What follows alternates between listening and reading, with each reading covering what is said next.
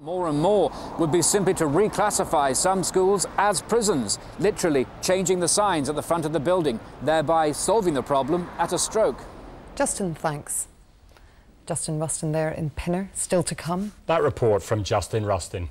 Coming up. Stay with us, you're watching ESN News with Katie Tate and Richard Pritchard. Stay with us, coming up. Still to come.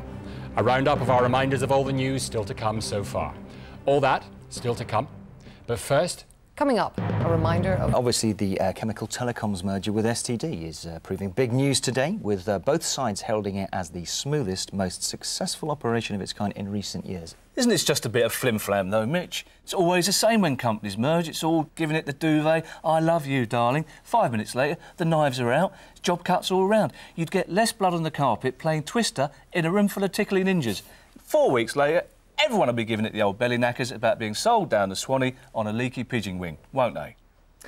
Denied claims that some guardsmen were no longer being issued with busbies, but were instead being forced to grow their own hair into the shape of the famous. So, what are the crimes this new breed of teenage criminals are committing? Well, probably the first wave of terror came with happy slapping, a phenomenon whereby adolescent thugs would attack random members of the public and video it on their camera phones for the amusement of their sick friends.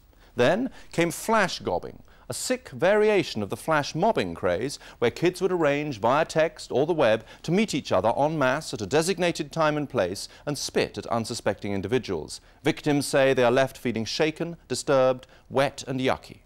There's also been a rise in e-gingering, a high-tech variation of knockdown ginger, where juvenile delinquents hack into your computer and send you emails posing as friends of yours and pretend to invite you to weddings, funerals, bar mitzvahs or other social gatherings.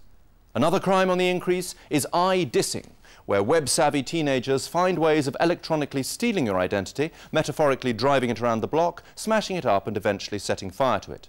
Then, of course, there's mind rape, which speaks for itself, and a worrying upsurge in web voodoo, or woo voodoo, as it's become known.